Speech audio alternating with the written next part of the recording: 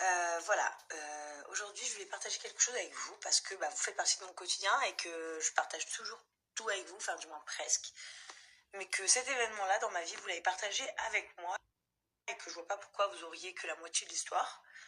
Je sais pas du tout si ce que je fais c'est bien ou pas, si je fais le bon choix d'en parler ou pas. Si ça risque de changer les choses pour certaines... Enfin, je sais pas. Honnêtement, je sais pas. Mais ça fait 2 semaines. Et ça fait 2 semaines que j'ai très envie de vous en parler. Parce que non seulement vous l'avez vécu avec moi, mais aussi pour aider les autres familles, mais aussi pour ma vengeance personnelle, je pense. Voilà. Bon, on y va. Comme vous le savez, il y a à peu près enfin plus ou moins 1 an et... Donc il y a exactement 1 an et 3 jours.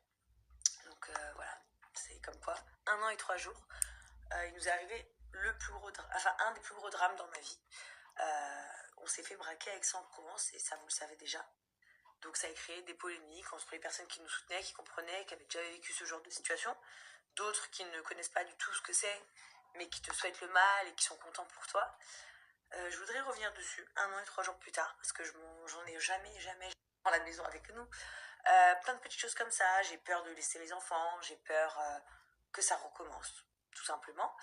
Parce que je pense que ces individus, ces monstres, m'ont clairement traumatisée.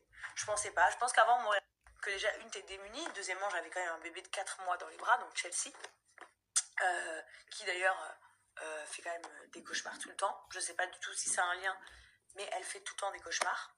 Enfin bref, là où je veux en venir, donc la vraie méchanceté qu'il y a eu envers nous, le fait qu'ils ont beaucoup frappé Laurent, le fait qu'ils n'ont pas hésité à me traîner par terre avec Chelsea, le fait qu'ils ont quand même gazé une petite fille, le fait que ils ont violé, déboussolé nos amis qui s'en voulaient de ne pas être avec nous ce soir-là parce que juste après on avait rendez-vous tous ensemble à la maison pour faire un repas d'amis, etc.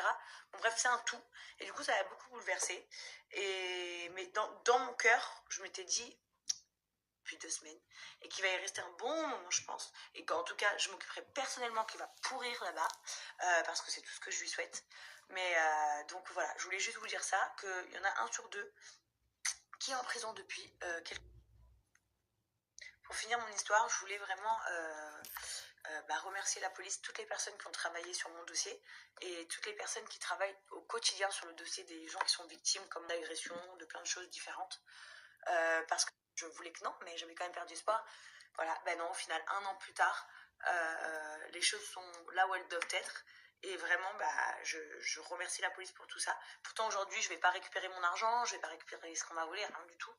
Mais par contre, pour finir aussi, je voulais passer tout mon soutien donc à toutes les personnes qui ont déjà été victimes de ce genre de choses comme moi, ou qui ont été agressées chez eux, agressées à l'extérieur, peu importe ce qui vous est arrivé. Voilà, c'est un soutien et vous dire ne perdez pas espoir en fait, parce que des fois on ne perd jamais espoir. Gardez toujours espoir que les gens qui vous ont fait des choses mal soient retrouvés. Et puis Dieu est grand, voilà, et Dieu aide les bonnes personnes, croyez-moi.